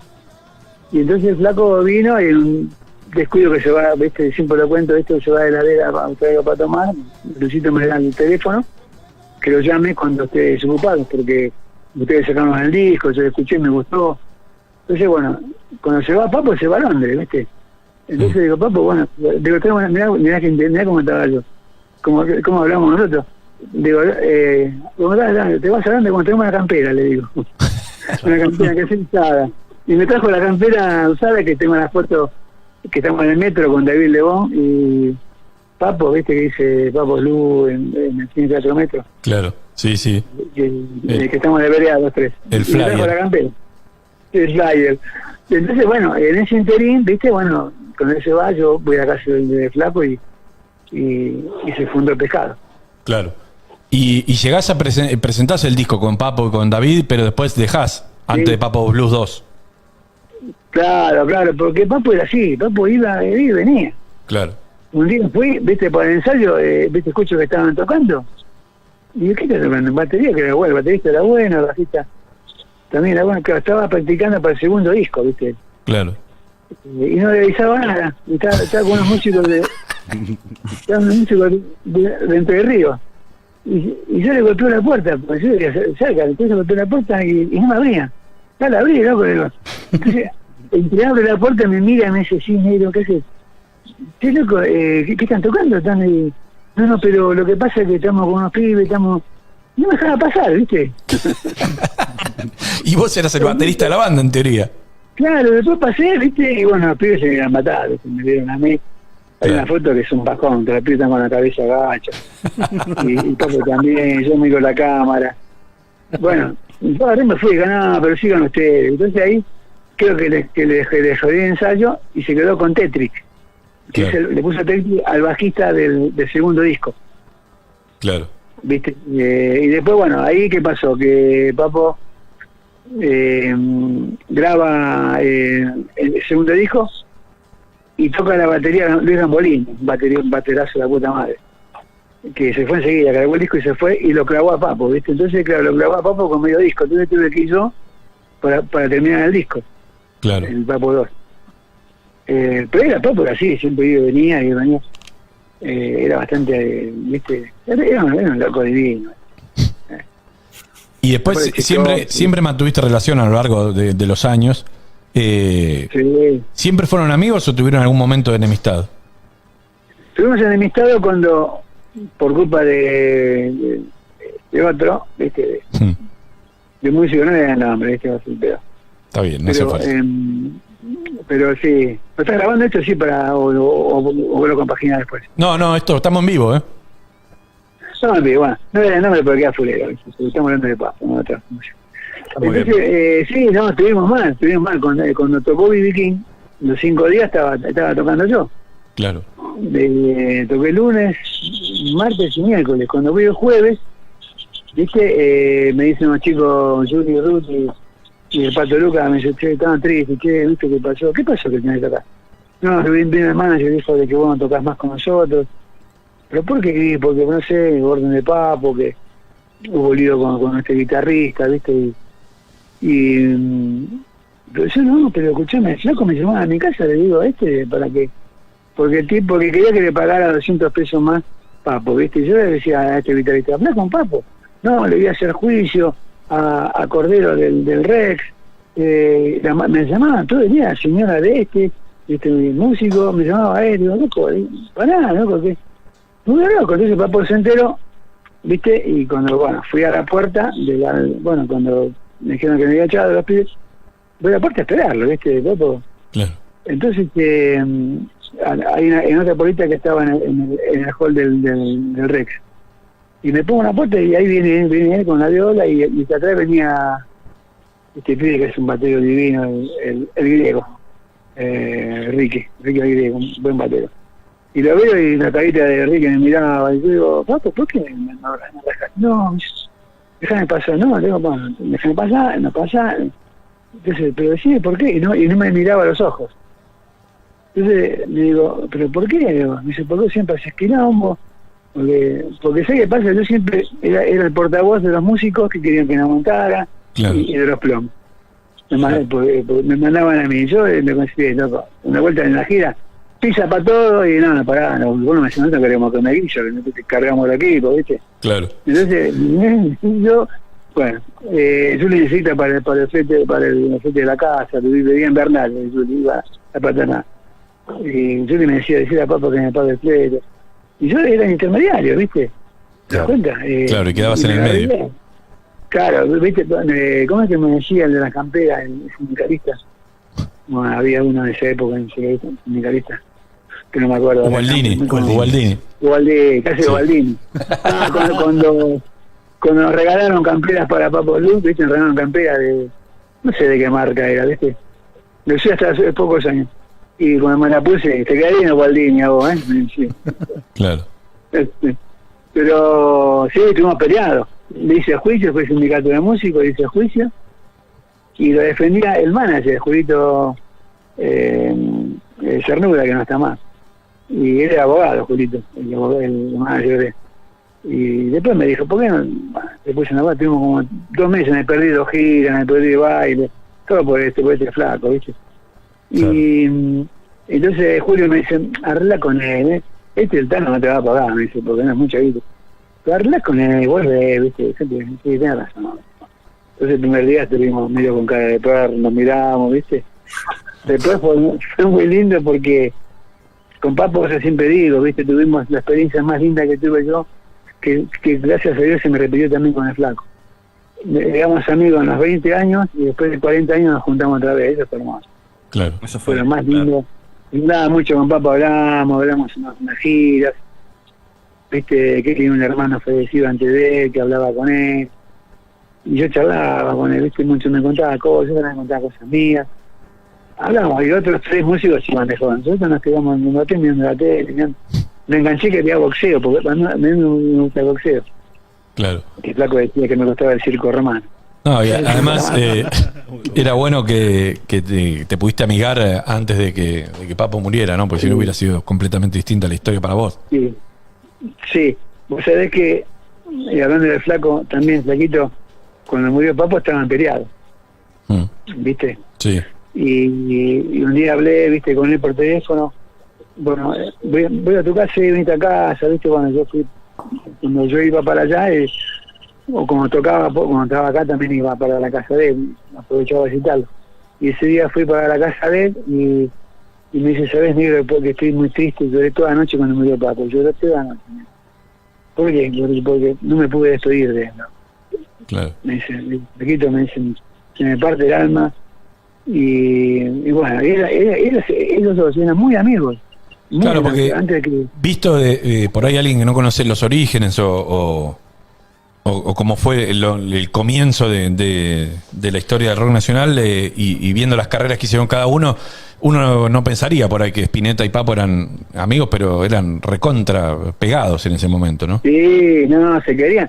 Si escuchamos una cosa, si nosotros que estamos tocando juntos, a Luisito le gustaba tocar el bajo. Claro. Y tenía un bajo ese y entonces, viste, bueno, tocamos, hay fotos que justo yo no me veo, porque tengo un platillo, viste, y me tapa la cara, como siempre, ¿viste? Esa es la que me eché el pelonel, viste, la ponía plano para que me vea la cara, Claro. según los plomos. Pero bueno, ¿me entendés? Entonces eran muy amigos, creo que hacíamos nosotros en la época de pescado. Papo estaba tocando con Macho y Pomo. Y nosotros vivíamos a pocas cuadras vivía David Lebón, el Chito vivía en la calle de Ribeños y David vivía en la calle Artillero. Entonces ahí vivía él con la abuela y la hermana David. Y claro, una casa antigua, ¿viste? Y nos juntábamos, venía Carlos Villo de la conexión número 5, iba Papo, y venían los músicos Paito Ortega, que eran amigos de la hermana de David. Nos juntábamos ahí, ¿viste? Bueno, Luisito y todo. Entonces, ¿qué hacían? nos juntaban a ponerle, éramos 8, por ahí, 10, cervezas, ¿viste? Bueno, todo ahí. Y se disfrazaban, Papo y Luisito se disfrazaban. Luisito hacía de una viejita trola, ¿viste? Loca, de una abuela, ¿viste? El Papo hacía el sospechoso, ¿viste? El paranoico, sospechoso. Y hablaba con ella y divagaban, decían cualquier cosa, ¿viste? ¿Viste? Y nos reíamos muchísimo. Eran muy amigos ellos, ¿viste? Muy amigos. Se pelearon ellos dos. Todos hablan de eso, del humor de, ¿no? De Spinetta y de Papo, tipos muy graciosos. Sí, a nosotros allá en esa época, pero ya de grande, ¿eh? Ya nos juntaban para la segunda época, creo. Sonaba el teléfono y te decía, en la casa de Papo estamos solos, y ya lo mismo, así. Entonces sonaba el teléfono, iba, levantaba el tubo y decía, hola, así, nuevas aventuras. Nuevas aventuras. Bueno, mira, te digo, por él me decía, me dice, vos que estás en Gurú Maharaji, me dice, eso fue en los 70, ¿viste? Fui a Gurú Maharaji, tuve 4 meses meditando con Kutaire, con Gómez, y una vuelta, viste, fuimos a tocar, después nos separamos, el pescado, la base de separar, nos juntamos con Papo, y los músicos de Papo, Pomo y Machi se van con Luis. Y nosotros cuando nos fuimos con el Papo al primer show, estábamos vestidos de blanco, ¿viste? Y con un botoncito que decía Gurú Maharaji, ¿viste? Sí. Y entonces cuando nos vio el Papo todo de negro, ¿viste? Con la cruz de Black Sabbath, ¿viste? Así. Dice, boludo, escúchame, ¿de qué se disfrazan? Dice, de la vera, amigo. ¿Qué disfrazan? ¿Qué son pintores? Entonces no, por su guiada. Y cuando nos miramos arriba, no, paz, estamos en vida sana, ¿viste? No tomamos más pastillas, no chupamos más. Se quería matar, ¿viste? Sí, es muy divertido, un tipo... Black, te pregunto esto, vos compartiste cuando eran muy pibes con Papo y con Spinetta. En ese momento, ¿te dabas cuenta que eran distintos o no se dan cuenta porque estaban como todos en la misma? Distintos, digo, que se iban a convertir en próceres de nuestro rock. Bueno, ya, viste, Luisito ya... Luis ya venía, viste, ya con Almendra. Viste, yo escuchaba temas de Pototo, todos esos temas que tenía antes, viste, en el primer disco, que lo pasaban por las radios. Yo le había visto a Almendra, viste, en el Teatro Globo. Y me subí al escenario, viste, lo cargocía, pobre Rodolfo, lo cargocié, viste. Mientras armaba la batería, la tuerca que tenía un salame, hablarte de la batería que yo toco, y yo armando la batería, ¿viste? Y a mí me pasó después. Claro. Yo igual, ¿viste? Me hablaba a Rodolfo, y ellos ya venían pintando con Manal, el Flaco ya venía, ¿viste? Y Papo era un buen violero, se hablaba de él que era buen violero, y eso que había músico, estaba Poli Martínez, guitarra, que era Jess Beck, como se decía de acá, después estaba Cayo Gavis, había muchos que iban apareciendo. Pero, mirá, yo te digo, yo creo que ellos no se daban cuenta, se respetaban mucho los dos, ¿viste? Porque Luisito a Papo lo admiraba mucho, lo que hacía Papo también, se miraban ellos, ¿viste? Un poco. Vos sabés que siempre Luisito le decía animal, casi animal le decía Papo, ya de pendejo, animal. ¿Cómo tocas? Papo, bueno.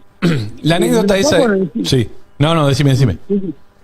No, y viste, Luisito a veces siempre lo miró, viste, y te digo, cuando estaban aburridos así, viste, me llamaban a mí y Luisito tocaba el bajo, pero bien, no, sí, yo suponía, bueno, yo con Pescado me di cuenta al tiempo, ya también, yo mira que lo peleaba a Luisito, pero después fui descubriendo que el tipo tenía razón, viste, y nos daba lugar para que tocamos lo que nosotros quisiéramos, viste. Claro. Nos daba lugar en Pescado, Luisito, a mí me dio mucha participación. Papo no, Papo, 1, 2, 3, vamos para adelante y los temas son míos, ¿viste? Así. Él me ponía todo, Papo. Claro. Pero está bien, bueno, eran así, pero con Papo es que siempre estuvieron ahí, ellos, muy arriba. Claro. Y ellos no se daban cuenta de eso, creo que se daban cuenta, Luisito quizás puede ser, pero Papo también, pero Papo no le daba bola directamente, ¿viste? No, claro. Luisito sí, era más, me ensayaba viste, de hacer las cosas más. Y es más, yo siempre digo, cuando algunos dicen, viste, sobre el sitio de que, viste, que no, que pescado, que el mejor disco fue Artaud, del pescado, no eran pavadas. Luisito fue un gran guitarrista de blues y de rock en Pescado Rabioso. Claro. ¿Viste? Porque de rítmica pasó a ser primera guitarra. Sí. Se lo dije a Juan Carlos Díez, que hizo el libro. Y le dije, acá falta una hojita sola de pescado, tiene que haber más, le digo, no una hojita en el libro de Luisito, en el Mar Tropia. Claro. Le digo, porque acá, él fue un gran violero. Él tocaba blues, el menor es como que era difícil tocarlo, hacía los solos ahí, hacía riffs pesadísimos, ¿viste? Era, con Bocón eran una planadora. Con la aparición de esas grabaciones de pescado, yo lo llamé, que él había escuchado también alguna vez. Digo, éramos una planadora, como decía Dividido, ¿viste? Una planadora de verdad, sí, nosotros éramos re pesados, negro, me dice. Claro. Éramos increíbles. Bueno, entonces Luisito experimentó eso con pescado, ¿por qué? Porque nosotros éramos amigos de Papo. Y él fue a buscar los que tocaban con Papo. Tocó blues, tocaba shuffle, ¿viste? Todos ritmos amigos. Entonces, ¿pero qué hizo? Me llamó a mí, me fue a buscar a mí y yo lo llevé a Bocón. Claro. Pero por eso te digo que Luisito fue un gran violero, ¿viste? Tenía guitarra de rock y blues. Y además él decía siempre, que me contaba Ferrón, que cuando hablaban de bateros y demás, Luisito decía, no, Black es batero de rock y blues. A mí me emocioné tanto. Y eso sí, dice, no, Black. Ah, ok, gracias, digo. Siempre con respeto, siempre Pavada de yo elogio. respeté siempre. La anécdota esa de las muñequeras tan apretadas que te provocaron un desmayo cuando se presentaron con Papo, ¿es verdad? Con Papo Blues. Sí, qué boludo. Me hizo un chaleco. Me hizo un chaleco de cuerina con una soga que me cruzaba el pecho, me la apreté y me hizo 2 muñequeras. Porque yo lo había visto, viste, a los músicos de Santana, yo miraba a los zapateros, viste, que tocaban con esas cosas. Y me lo hizo yo, justo estaba mi viejo, mi mamá, los padres de Papo, en el Cine Teatro Purredón, de Flores. Claro. En el barrio, estaba lleno. Y mi viejo, por supuesto, no son mis viejos, iban siempre de traje, parecían policías. Sí, iban siempre de traje, corbata, ¿viste? Me costaba entrar, porque ¿usted quién son? No capaz de entrar, ¿viste? Y se metían. Sí, es verdad. Entonces estamos tocando un tema que hay una foto por ahí cerca que salió en pelo cuando estaba bien. Entonces yo estaba tocando y me empecé a marear, ¿viste? Me empecé a marear y me desvanecí y me quedé de costado. Entonces Papo siguió tocando y me miraba. Entonces no lo podía creer. Entonces lo llama a Enrique Angelosi para que me trajera agua, ¿viste? Me sentó en el banco, paramos, después paró Papo, tomé agua, me mojó un poco la cabeza y seguí tocando. Lo que pasa es que y me aflojaron todas las muñequeras que tenía muñequeras apretadas. Qué boludo. Tenía gargantilla, yo era cerquera, un grasa, ¿viste? Tenía gargantilla, muñequera, chaleco, todo me lo había hecho yo, ¿viste? Claro. Y está bien, había que inventar el look también. Que claro, no teníamos un mango. Yo compré la camisa, la camisa rara sin mi 11. Claro.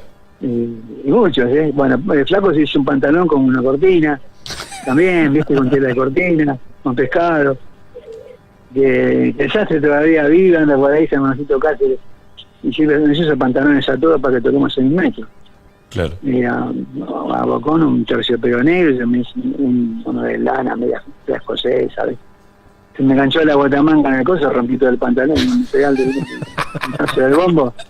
Me quedó hasta la rodilla el pantalón, una bandera tenía ese. Espectacular, espectacular.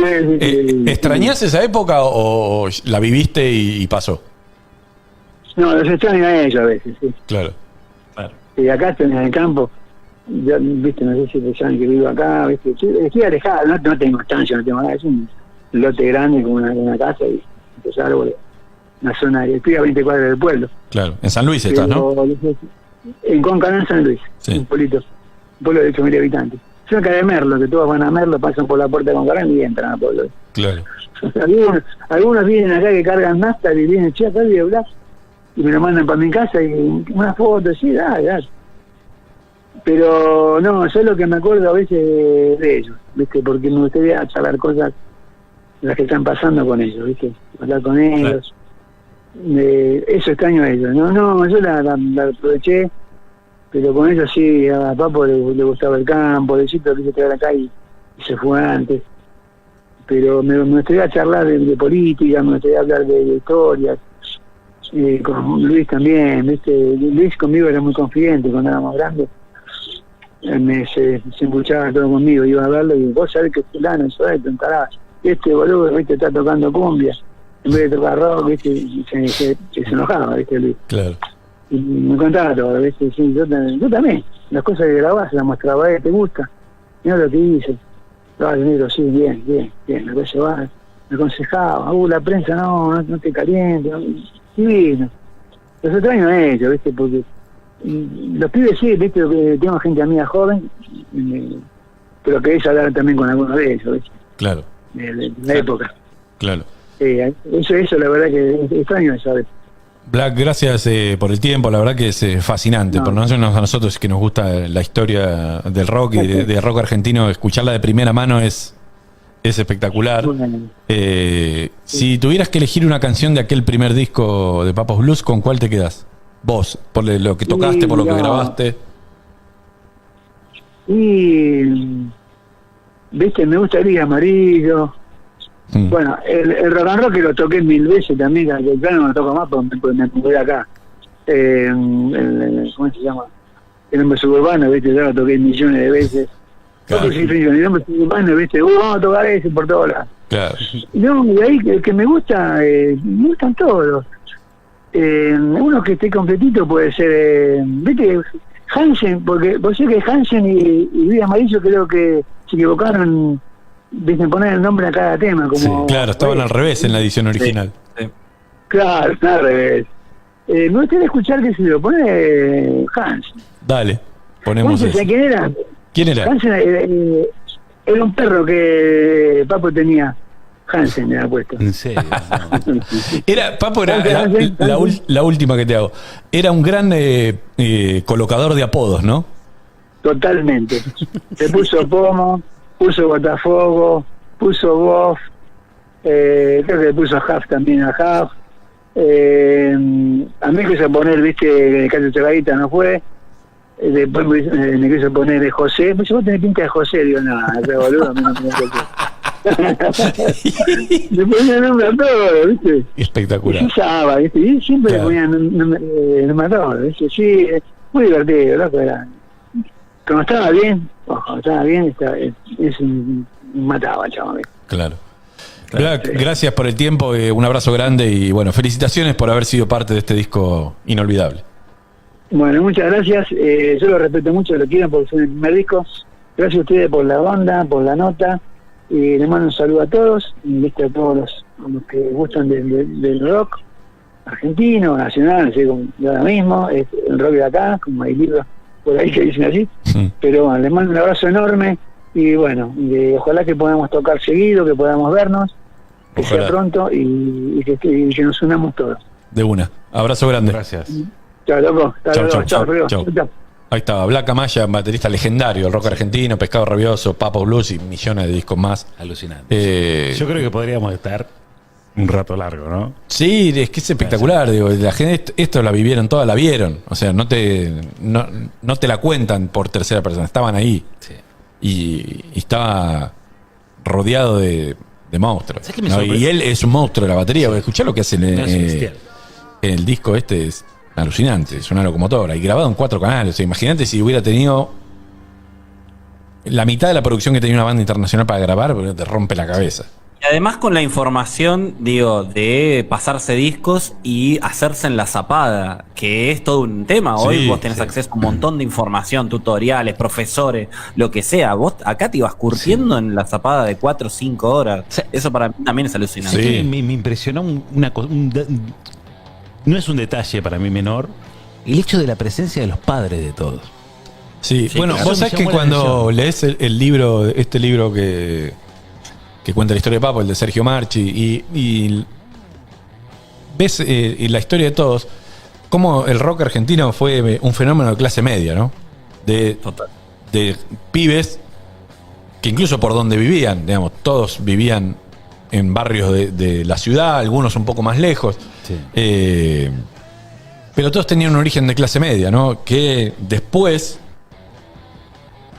más cuando el rock, incluso llegando a los 90, el origen del rock empieza a ser otro también. Digamos, esa clase media que vio cómo su nivel de vida empezaba a decaer desde ese momento, Sí. de fines de los 60, atravesando la dictadura, los 80, 90, todo.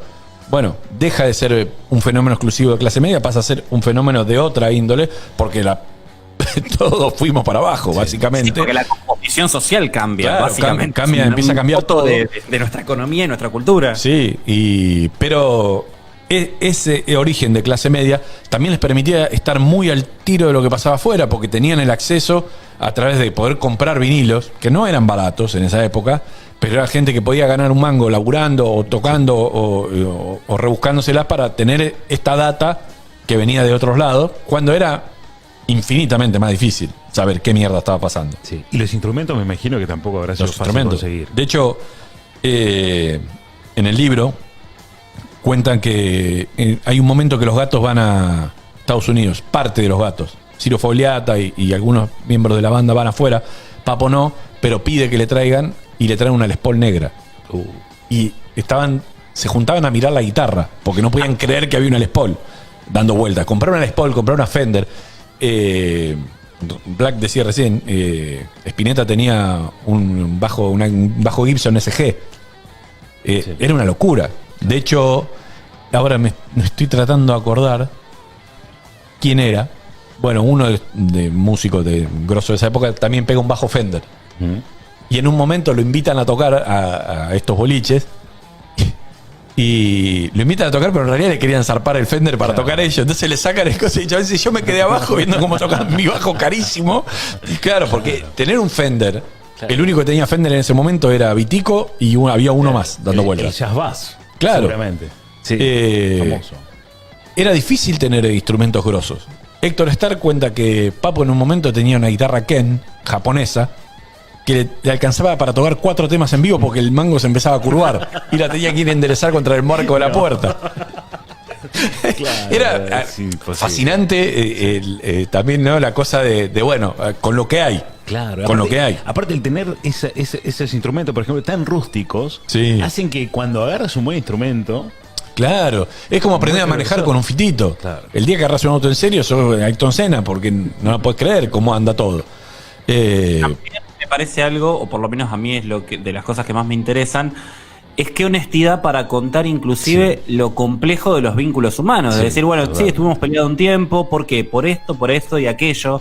Y en vez de restarle mito al personaje, lo humaniza y está Sí, perfecto. sí. Él dice, cuando Papo estaba luminoso era divino, simpático, cariñoso, y obvio, debe haber una zona más oscura, y esto que decís vos de qué extrañas, y extraño a mis compañeros de ruta para hablar lo que podemos hablar nosotros. Extraño de la- la familia, extraño la de gente. lo espiritual, de la política, de lo que fuera. Eso me parece que todavía sigue siendo una voz, a los que nos gusta la historia de la música, muy zarpada, muy zarpada. Sí, grosso. Y bueno, en el mismo libro, Spinetta en un momento lo reconoce, como dice, Papo era un tierno, pero de tanto estar en el rock y expuesto, se armó una coraza de hombre duro. Pero si vos lograbas atravesar esa coraza y lo conocías, sabías que era un pan de Dios.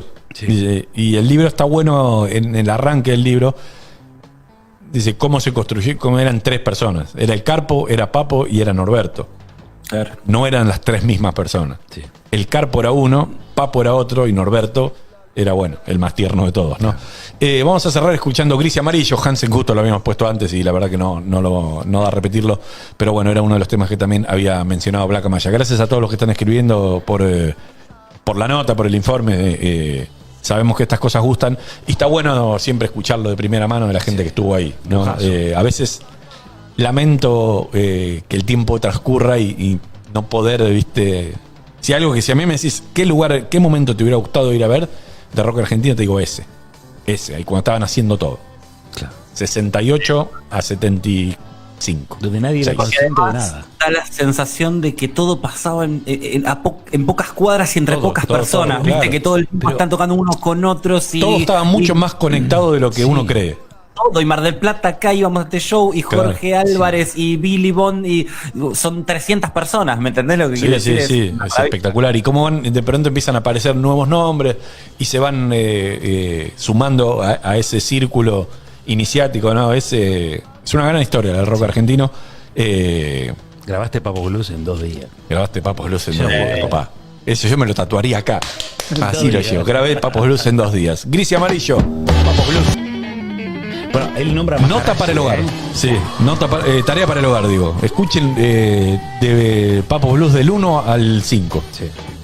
Es espectacular, son espectaculares. Ayer estuve hasta las 1 de la mañana escuchando. Claro. Pero porque se vas y van pasando y decís, boludo, no puede ser esta música, no puede ser esta música tan buena. Gracias a los que siguen escribiendo por lo que hicieron hoy, por lo que pago mi suscripción, aunque nunca pasen mis audios. Pero qué programón bien. Bueno, hay muchos audios. Esa es la realidad. Gran charla de hoy, solo eso garpó la suscripción del mes. Bueno, no, esto tiene un costo extra, así que la suscripción acaba de aumentar. Sí. Maharaji, ¿viste que le hablaba de un pin? Sí. Todos los que seguían a Maharaji tenían un pin con la cara de Maharaji. Claro. Yo me acuerdo de muchos músicos, amigos míos de Brasil, que eran remísticos y grandes. Todos los hippies de aquella época estaban, incluso los Beatles fueron en la India. Sí, bueno. A drogarse y a tocar el arpa. Abrió Los la Beatles. puerta. Los Rolling Stones, ¿qué hacían? Estaban prendiendo fuego todo. Tu cara, Cuchi. No. No, bola de acá. Ya te jodas. Seamos buenos. Ay. Yo otra cosa que pensaba también es, viste que le dice que Papo era muy tímido. Sí. Que era la primera vez que cantaba, ¿no? Sí. Todo eso. Yo siempre pienso que él, primero está el guitarrista, después está el cantante. Es decir, la voz era un acompañamiento para una justificación de la viola. Sí. De hecho, hay una nota, en esa nota de gente, hacen una descripción muy con mala leche de Papo, y después hay una entrevista que ellos dan, y a Papo, el que escribe lo hace mierda, pero vos te escriben eso hoy, lo vas a cagar a trompada, pero lo recagás a trompada y nadie te diría que está mal, porque se burlan del aspecto físico, de la nariz, de cómo habla y de cómo canta. O sea, ni hicieron concha. En una nota que supuestamente era a favor. Claro. Digo, era para difundir la obra, ¿viste? Una cosa espectacular. Pero era así en ese momento. También no había gente, como decíamos antes, no había gente especializada. Claro. Escribía yo creo que era el que después del horóscopo mandaban a ese a cubrir un show de rock. Pero bueno, aquí estamos, amigos. Alguien recordaba la versión de Algo Cambiado de Clutch, es verdad. Y es realmente muy buena, muy buena. También habla un poco de hasta dónde llega eso, ¿no? Sí. Mañana vamos a seguir recordando los 50 años de este disco, justamente con ese viaje que hay en el medio entre que el disco termina de grabarse y sale a la luz hasta que es presentado en vivo. Hay 8 meses. Rarísimo. Muy raro. Muy raro.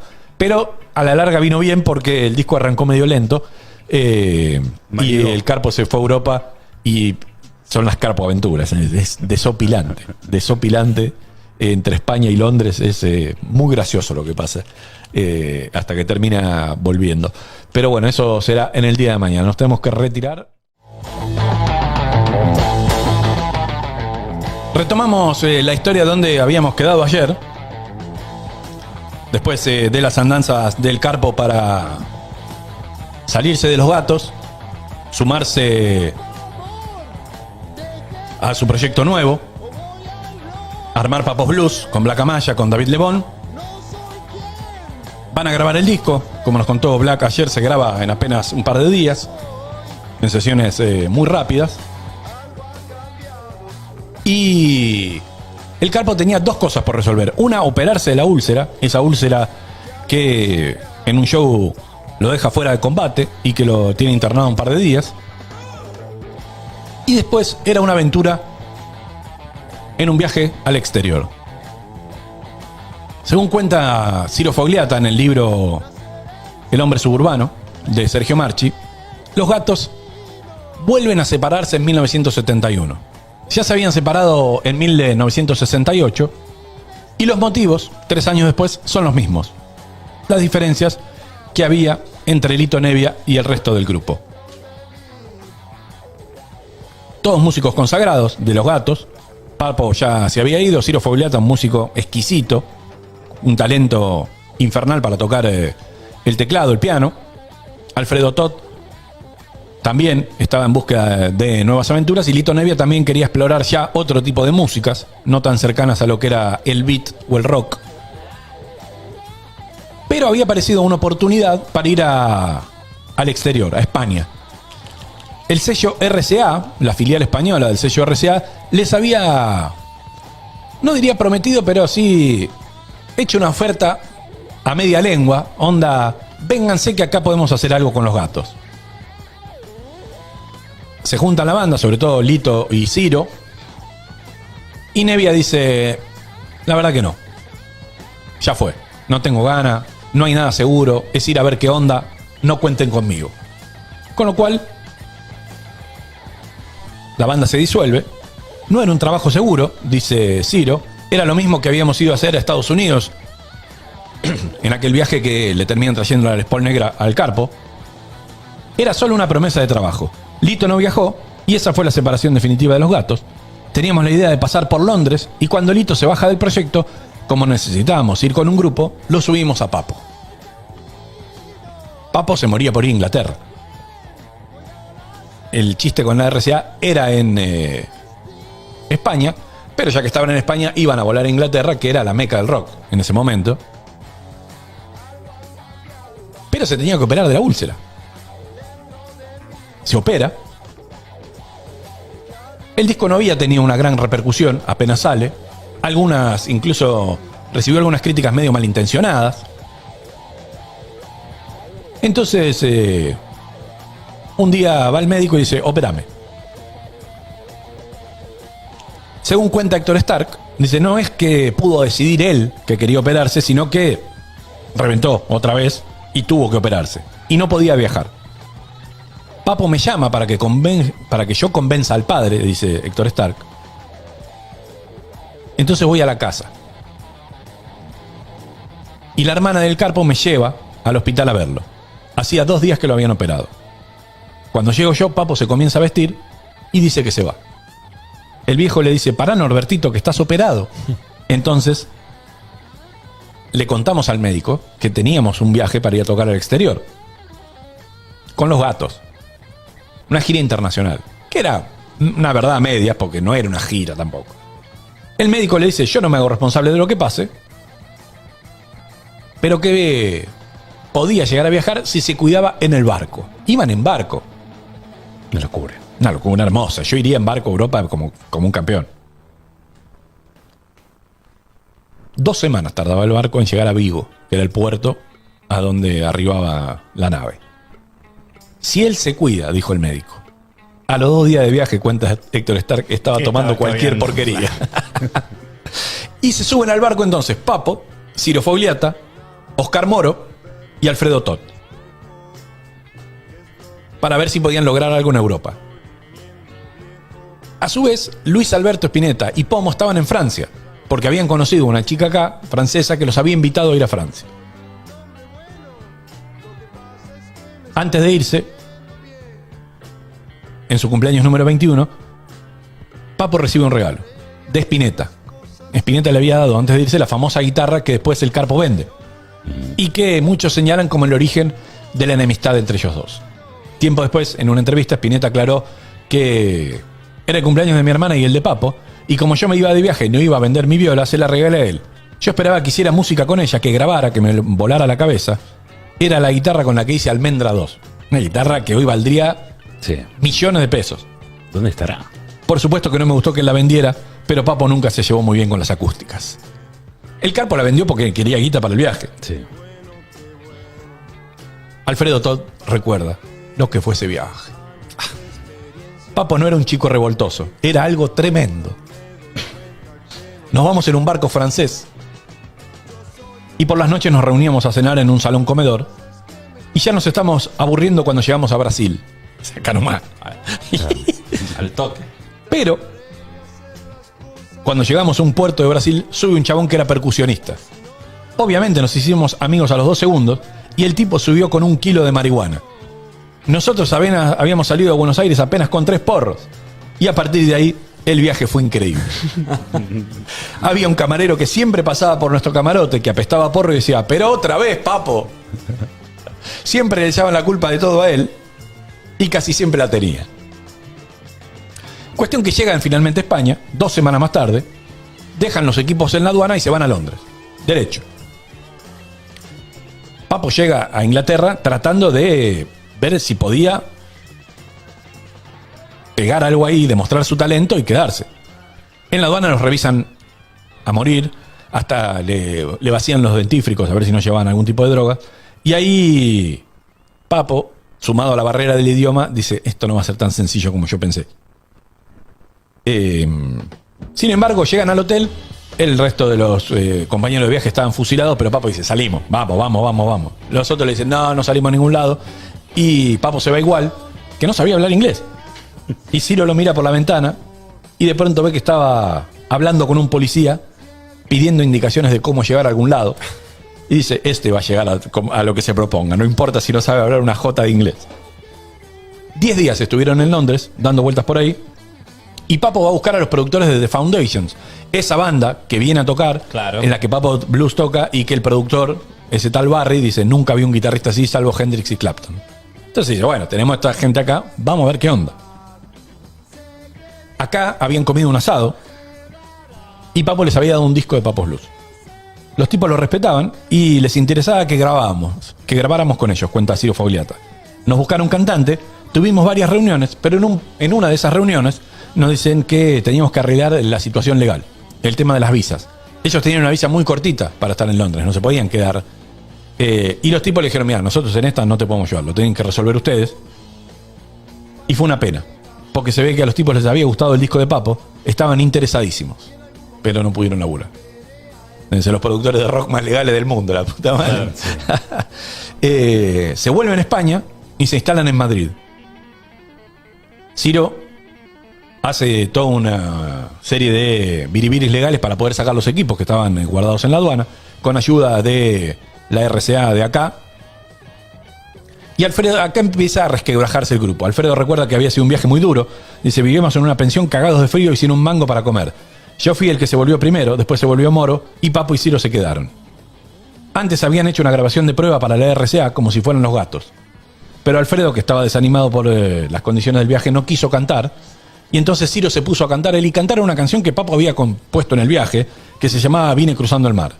No pasó nada con esa prueba, no llamó la atención de nadie, y cuando se vuelven la mitad de la banda, piden refuerzos.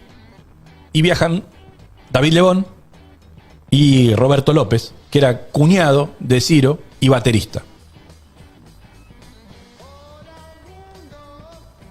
Papo había conocido un bajista, muy malo, pero que les daba hogar. Entonces vivieron con él un tiempo hasta que el chabón se da cuenta que el bajista iba a ser David Lebón y lo sacó de una patada en el culo diciendo, ustedes me vivieron esto, claro. Ustedes me vivieron, me vino a vivir la casa, rajen de acá. El que me dijeron que era cocinero es bajista. Tuvieron que volver a la pensión, claro. No tenían un mango.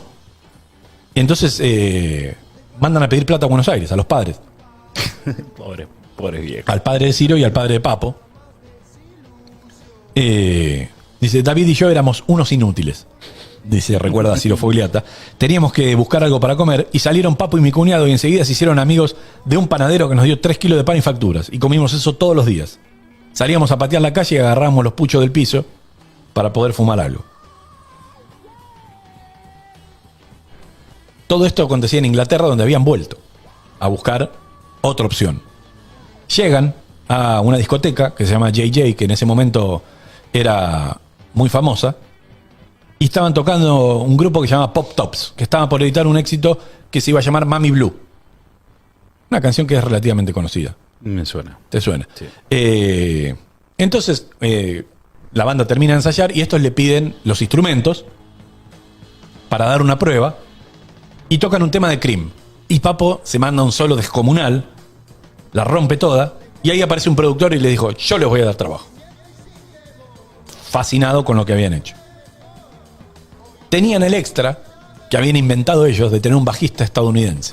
David, que había vivido en Estados Unidos, Davis. y como Davis, dicen. claro, lo hicieron pasar por yankee y le prohibían hablar en castellano. Hermoso. Porque parece que tener un integrante yankee daba un poco Le más subía de... el precio. Claro. No podía hablar en castellano. Después de 2 meses estaba hinchado las pelotas de no poder hablar en castellano, se quería matar. Según cuenta Ciro Fogliata. Un día Papo recibe una carta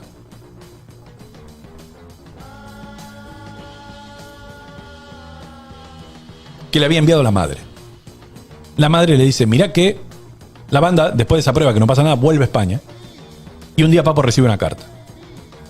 Era una carta que le reenviaba la madre, que había recibido de Pomo, el otro baterista que estaba con Spinetta. Pomo y Spinetta quieren ir a Londres también. A Spinetta no lo dejan entrar. Spinetta se va a Ámsterdam y Pomo se va a probar suerte a Inglaterra. Papo dice, si este está allá, ¿cómo yo voy a quedar acá en España? Ni en pedo. Pum. Vamos para allá. No, me voy solo. Los otros no van. En esa carta venía un billete, algunos billetes que le había mandado el padre también. Y Ciro recuerda, se fue en tren, nos dejó algo de guita porque no teníamos nada, nos abrazó a todos y cuando tocan la campana para partir, se sube al tren. Una imagen muy poética, ¿no? Pero el saco de él lo tenía puesto David y ahí estaba toda la plata y lo tuvimos que correr a los gritos para que no se fuera sin un mango. Espectacular. Papo se encuentra ya en Londres con Pomo y empiezan a tirar algunas puntas para ver si podían conseguir algo que les permitiera subsistir. Papo incluso fue a tocar la guitarra y la armónica al subte a ver si podía hacer algo de guitarra, pero le fue como el culo. Y empieza a recorrer el mundillo londinense del rock, se cruza con Bonham en un lugar. Conoce a Robert Stigwood, que era el productor discográfico de los Bee Gees. También estuvo por la BBC, donde lleva un disco de Billy Bond y les hace escuchar Salgan al Sol, donde Papo pelaba un solo grosso y le levantan el pulgar y dice, buenísimo, pero de acá, de esto tenemos pase dulce acá. No pasa nada. Y mientras tanto, Jorge Álvarez, en Buenos Aires, el productor de Papos Blues, muy astutamente vendía que Papo había ido a triunfar en Inglaterra y que estaba por volver en cualquier momento. Muy pillo. Después Muy haría pillo. todo el mundo acá. Su gira europea. Claro. Y cuando fuiste a visitar a un familiar. Claro. El famoso, vienen de su gira Sí, triunfal sí. en Europa, Andá tocaste en un comprobando, bar chequeando. para 10 personas en Madrid. Claro, acá la comidilla era que Papo había ido a conquistar Inglaterra. Pero perdón, ayer lo decía Black, Jorge Álvarez, que fue muy generoso. En ese momento era inventarlo ahí a ver si prendía acá. Era una genialidad. Era una genialidad de marketing Genialidad, espectacular. sí. Espectacular. Pero el rumor empieza a prender Claro. y se empieza a generar un clima de expectativa con el disco, con la vuelta del Carpo y qué sé yo. Entonces le manda un telegrama a Papo. Y le dice, Papos Blues. Decía el telegrama textual, Papos Blues, punto. Disco de oro en Argentina, punto. 3 shows en el Metro, punto. ¿Te venís? El Metro era un teatro muy famoso. Sí, sí. El de las fotos, ¿no? Sí. Desde la campera que decía ayer. Obviamente Papo recibe ese telegrama y pica. Y vuelve. Ya también estaba medio quemado de estar solo, de tener que remar mucho, y extrañaba mucho a la familia. Era un tipo muy familiero. Muy familiero, y la familia lo había acompañado muchísimo en llegar a la cima, lo había apoyado. Entonces decide pegar la vuelta. Para pagar el pasaje tiene que vender su viola y su equipo, con lo cual avisa acá que no tenía, y cuando llega a Ezeiza lo estaban esperando el padre y Héctor Stark. Carlos, el padre de Papo, le compra una guitarra nueva y un amplificador, porque bueno, el otro no tenía con qué tocar. Volvió muy flaco, recuerda Héctor, había bajado como 13 de kilos, parecía David Lebón. Cuando le cuentan, él había quedado encantado con la idea del regreso triunfal. Había afiches en las calles y estaba muy emocionado. Tenía 22 años, digamos, nada. Sí. 8 meses había pasado en Europa y llega con poco tiempo para ensayar para los shows del Teatro Metro. Teatro importante que había 2.000 personas entraban. Y ahí se empieza a ver una fauna que se veía poquito todavía, pero que en ese show de Papos Blues se congregan todos. Y era una fauna que vestía campera de cuero, no había tachas todavía, y a la que la jerga de ese entonces los bautizaban como los firestones. Gente que andaba de campera de cuero y que escuchaban La Pesada, Box Day, Papos Blues y algo de Manal, y despreciaban a Almendra, Arcoiris y a Los Gatos. Claro. Como que eran los blandos. Sí. No se podría decir heavy metal porque no existía el término, y tampoco lo que se conocía como hard rock o rock duro recién se estaba curtiendo los términos. Así que acá los bautizaron los firestones. Gran nombre. Gran nombre. Sí. Fue un gran show para Papo, pero técnicamente no fue gran cosa. Se notaba que tenían poco tiempo de ensayo y al Carpo se lo notaba un poco disperso, pero suplía todas esas cuestiones pelando, ¿no? Claro. Dejando todo cada vez que llegaba el momento del solo. Y así Papos Blues se convierte en uno de los grupos que más trabaja durante aquel verano de 1971 y 1972, con esto que contábamos ayer, de que empiezan a tocar muchísimo en la misma noche, ¿no? 3-4 shows por noche, cortitos, y en aquel verano, sobre todo en la época de carnaval, Papos Blues termina trabajando muy bien y hacen mucha plata, y ahí es donde enganchamos con el final de la historia que ayer contaba Black, cuando él se va del grupo, se va para Pescado Rabioso, entra Luis Gambolini a la batería, dura poco también, graban Papos Blues 2, Black Amaya da una mano, que contaba la anécdota él de que llega al estudio y ve que ya había un bajista y un baterista grabando. ¿Qué onda? Bueno, así era las cosas por ese entonces, y así eran las cosas para el Carpo. Y así fue la aventura europea. Viste que se escuchó mucho de la aventura europea, Sí. de Papo. Se escuchó mucho de la aventura europea, de que incluso había podido entrar a Motorhead, cosa que nunca fue real. Sí, él contaba que estuvo trabajando en una sala de ensayo donde un día cae Lemmy, donde estaba Filthy Animal Taylor, y cae Fast Eddie Clark y ensaya Motorhead por primera vez, o uno de los primeros ensayos. Y el Carpo laburaba en esa sala de ensayo, pero nunca tuvo una chance real de entrar a Motorhead.